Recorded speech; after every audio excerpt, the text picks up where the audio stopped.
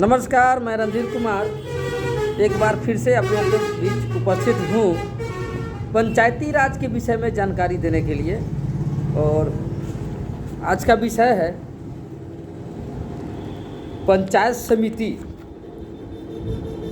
पंचायत समिति काम कैसे करती है, इसका एक भाग मैंने ये पिछली वीडियो में है, दूसरी भाग आज मैं कर रहा हूँ। और जो जनप्रतिनिधि हैं पंचायत समिति के या मुखिया हैं, वो इस वीडियो को ज़रूर देखिएगा, तभी आपको जानकारी होगी कि आपको काम करना कैसे है। तो कल जो मैंने किया था वो धारा अस्थायी समितियों की कृत धारा 51 वो ख़त्म हो गई थी। आज होता है शुरू समितियाँ की प्रक्रिया धारा 52।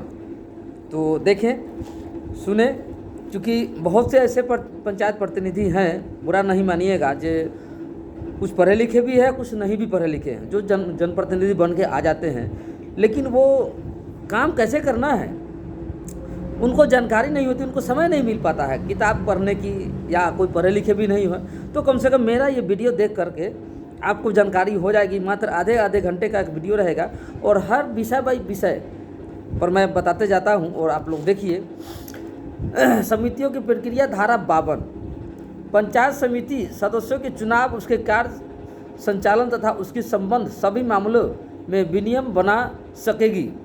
प्रत्येक समिति का अध्यक्ष समिति के कार्यों के मामले में पंचायत समिति के कार्यालय से कोई सूचना, विवरण, लेखा या प्रतिवेदन मंगवाने तथा पंचायत समिति के किसी भी अन्य संपत्ति या समिति के संबंधित कार्य की प्रगति के निरूपण और निरीक्षण का हकदार होगा।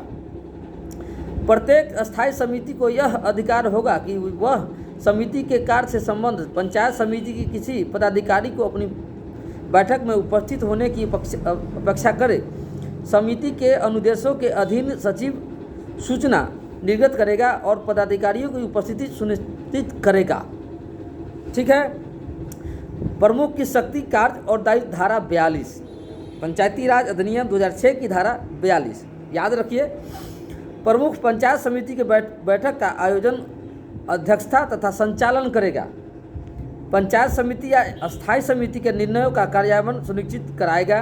पंचायत समिति की वित्तीय और कार्यपालिका प्रशासन पर पूर्ण नियंत्रण रखेगा। प्रमुख मेन मालिक है प्रखंड के अंदर के, जान लीजिए आप। जैसे मुखिया पंचायत के अंदर में मेन मालिक होते हैं, वैसे ही प्रमुख प्रखंड के अंदर मालिक होते हैं, वैसे ही जिला परिषद में जिला परिषद के अध्यक्ष वो मालिक होते हैं।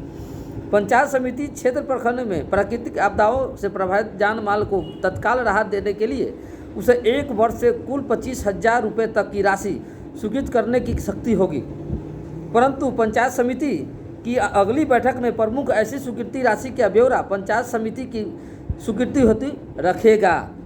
जब तक पंचायत समिति में जो बैठक में स्वीकृत नहीं होगा, प्रमुख भी नहीं कर सकते, वो स्वीकृति लेना पड़ेगा सबसे, सहमति, आम सहमति सबकी बनानी पड़ेगी।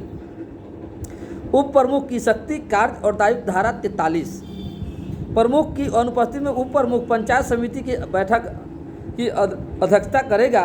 उप प्रमुख पंचायत समिति के प्रमुख के रूप में ऐसी शक्तियों का प्रयोग कर्तव्यों का निष्पादन करेगा जो प्रमुख के लिखित आदेश के द्वारा उसे सौंपा गया है।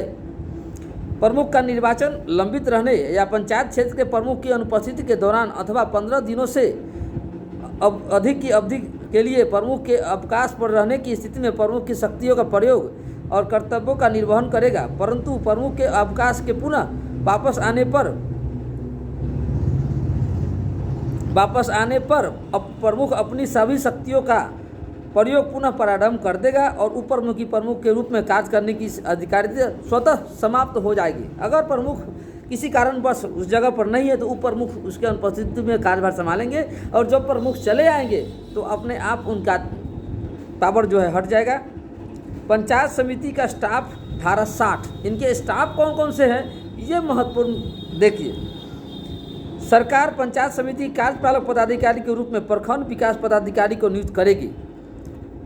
सरकार पंचायत, ये चूँकि प्रखंड विकास पदाधिकारी कार्यपालक पदाधिकारी पहले थे, लेकिन इस बार सरकार ने यह अधिनियम को बदल दिया। अब पर जो हो गए हैं प्रखंड पंचायत राज पदाधिकारी, जो पंचायत समिति के कार्यपालक पदाधिकारी हैं। सरकार पंचायत समिति के अधीन काम करने के लिए समय समय पर उसकी संख्या में राज्य सरकार के पदाधिकारियों एवं कर्मचारियों की पदस्थापित करेगी जितना वह आवश्यक समझे। ये सरकार, ये राज्य सरकार, ये राज्य सरकार के अधीन में है। जो जो समझेगी तो वो अधीन में उसको करते रहेगी।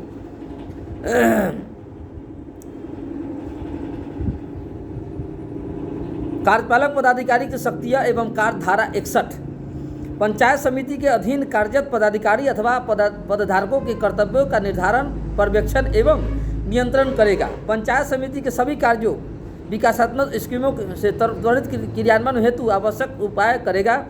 पंचायत समिति और उसकी समितियां की बैठक की कार्यवाहियों से संबंधित सभी कागजात एवं दस्तावेजों की को अपनी अभिरक्षा में रखेगा।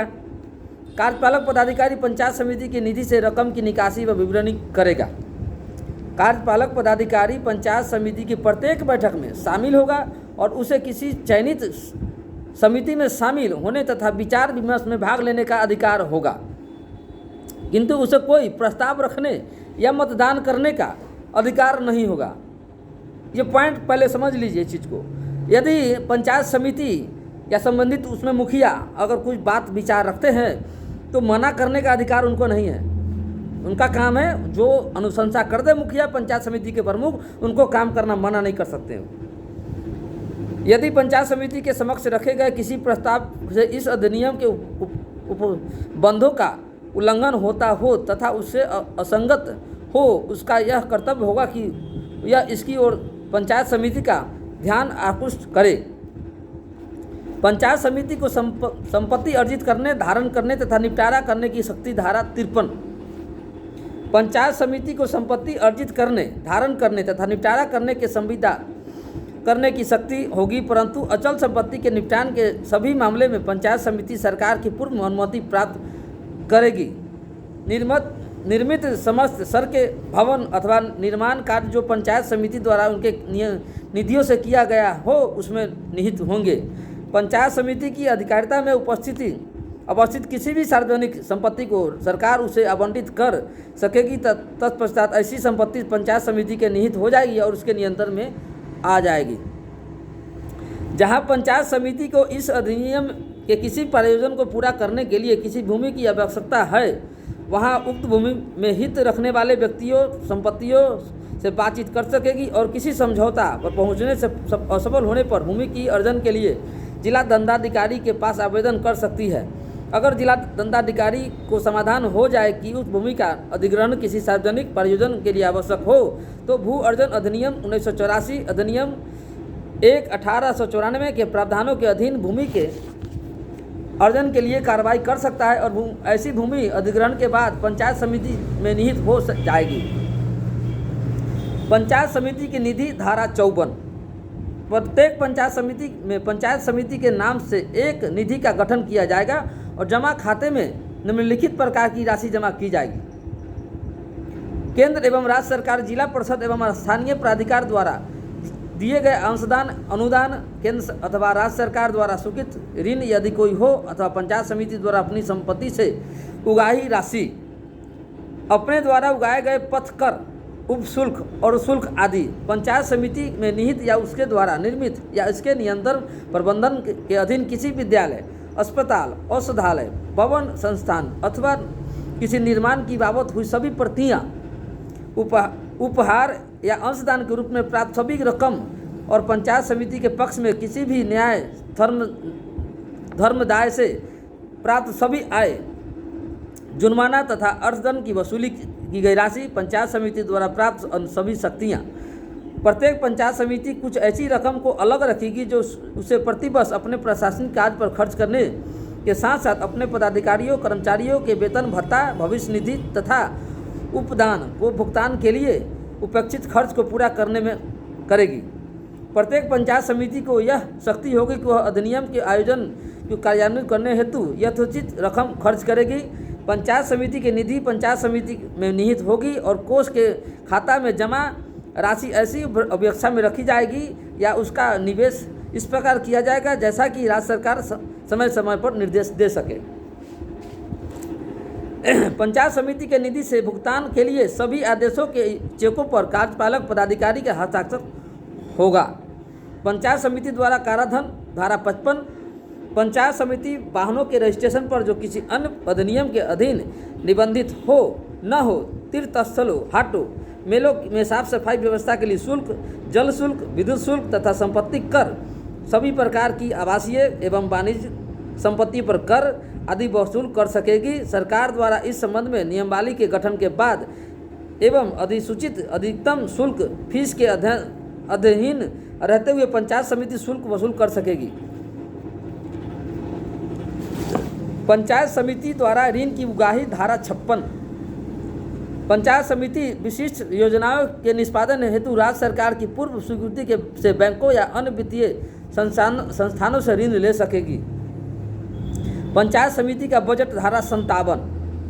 प्रत्येक पंचायत समिति प्रत्येक वर्ष ऐसे समय और उस रीति से जैसे कि विहित की जाए अगले वित्तीय वर्ष के लिए अपनी प्राप्तियों एवं विवरणों का बजट तैयार करेगी तथा बैठक में उपस्थित सदस्यों के बहुमत से पारित कराएगी और वैसी बैठक के लिए कुल सदस्यों के 50% से कम में कोरम नहीं होगा। लेखा 56 धारा 58 लेखा होता है धारा 58। पंचायत समिति के लेखा का संधारण विहित प्रपत्र में किया जाएगा। पंचायत समिति के सारे अभिलेख पंचायत समिति के कार्यालय में रखे जाएंगे, जिसके संरक्षण कार्यपालक पदाधिकारी होंगे। लेखा के संबंध में विस्तृत चर्चा ग्राम पंचायत सिर्फ अंतर्गत पूर्व में की जा चुकी है। अंकेक्षण धारा 59। ये मैं तमाम धाराएं एक तरफे से बताते जा रहा हूँ, आराम से बैठ कर के सुनिएगा। एक बार में ना समझ में आए दोबारा सुनिए, दोबारा में नहीं समझ में आए तिबारा सुनिए, लेकिन सुनिए जरूर। कम से कम रात के आधे घंटा समय निकाल करके देखिए जरूर। पंचायत समिति की लेखा की संपरीक्षा अंकेक्षण भारत का नियंत्रण एवं महालेखा परीक्षक अथवा उसके द्वारा प्राधिकृत प्राधिकार करेगा। अंकेक्षण प्रतिवेदन की एक प्रति पंचायत समिति को 1 माह के भीतर प्रेषित कर दी जाएगी। प्रतिवेदन प्राप्त होने पर पंचायत समिति प्रतिवेदन में बताई गई त्रुटियां अथवा अनियमितताओं का समाधान करेगी और विहित प्राधिकार को 3 माह के अंदर की गई अथवा की जाने वाली अपनी कार्रवाई की सूचना भेजेगी। उप प्रमुख का त्यागपत्र धारा 44। प्रमुख किसी भी समय अपना स्वलिखित त्यागपत्र अनुमंडल पदाधिकारी को संबोधित कर दे सकेगा। उप प्रमुख अपना त्यागपत्र प्रमुख को देगा। प्रमुख की अनुपस्थिति में अनुमंडल पदाधिकारी को संबोधित कर स्वलिखित त्यागपत्र देगा। त्यागपत्र दिए जाने के 7 दिनों के अंदर त्याग पत्र वापस लिया जा सकता है। यदि 7 दिनों के अंदर त्याग पत्र वापस नहीं लिया जाता तो उक्त पद स्वतः रिक्त माना जाएगा। प्रमुख उप प्रमुख के विरुद्ध अविश्वास प्रस्ताव धारा 44। पंचायत समिति के निर्वाचित सदस्यों द्वारा बहुमत के आधार पर उसके लिए आहूत विशेष बैठक में प्रमुख उप प्रमुख के विरुद्ध अविश्वास प्रस्ताव पारित होने पर वह अपने पद से तत्काल मुक्त हो जाएगा।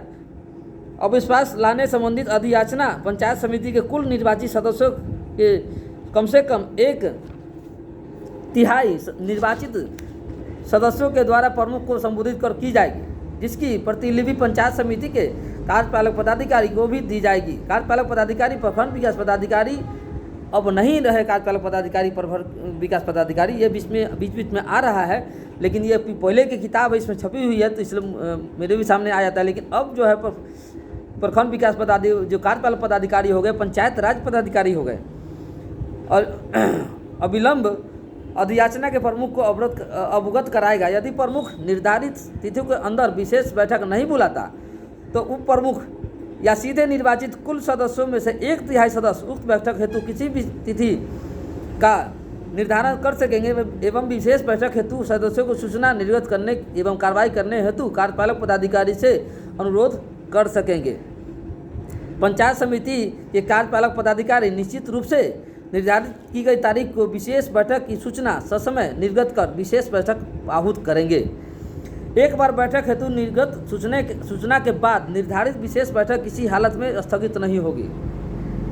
अविश्वास प्रस्ताव पर विचार हेतु आहूत विशेष बैठक में के लिए कोरम आवश्यक नहीं होगा। अविश्वास प्रस्ताव प्रमुख उप प्रमुख के विरुद्ध उसके पदावधि के प्रथम 2 वर्षों तक नहीं लाया जाएगा। ऐसा अविश्वास प्रस्ताव किसी प्रमुख उप प्रमुख के पूरे कार्यकाल में सिर्फ एक बार ही लाया जा सकेगा। पंचायत समिति के कार्यकाल अवधि के अंतिम 6 माह के दौरान प्रमुख या उप प्रमुख दोनों के विरुद्ध अविश्वास प्रस्ताव नहीं लाया जा सकता है। प्रमुख उप प्रमुख के विरुद्ध अविश्वास प्रस्ताव हेतु निर्गत सूचना में उन कारणों आरोपों को स्पष्ट रूप से जिक्र रहेगा जिसके आधार पर अविश्वास प्रस्ताव लाया गया हो। अविश्वास प्रस्ताव हेतु बुलाई गई विशेष बैठक की अध्यक्षता करने वाला सदस्य उपस्थित सदस्यों के समक्ष उस प्रस्ताव को पढ़ेगा जिस पर विचार करने के लिए विशेष बैठक बुलाई गई हो। उस पर विचार विमर्श करने की घोषणा करेगा। कोई भी विचार विमर्श स्थगित नहीं किया जाएगा। प्रमुख उप प्रमुख को पंचायत समिति के समक्ष विचार विमर्श के दौरान उन पर लगाए गए आरोप के संबंध में सफाई देने का अवसर दिया जाएगा। अगर कोई अविश्वास प्रस्ताव कोई सदस्य या लगाते हैं तो उनको सफाई दिया जाएगा किस कारण। आप बोलिए, आपके विरुद्ध में ऐसे अविश्वास आपने कुछ गलत काम किया है तो बताएं, या अगर ऐसा नहीं है तो आप बताएं। विचार विमर्श के उपरांत अविश्वास प्रस्ताव के पक्ष या विपक्ष में उसी दिन गुप्त मतदान कराया जाएगा। प्रमुख के विरुद्ध अविश्वास आने की स्थिति में उप प्रमुख विशेष बैठक की अध्यक्षता करेगा। उप प्रमुख के विरुद्ध अविश्वास आने की स्थिति में प्रमुख विशेष बैठक की अध्यक्षता करेगा। दोनों के विरुद्ध अविश्वास आने की स्थिति में बैठक की अध्यक्षता पंचायत समिति के निर्वाचित तथा बैठक में उपस्थित सदस्यों के बीच से निर्वाचित किसी सदस्य द्वारा की जाएगी। कितना महत्वपूर्ण विषय है ये।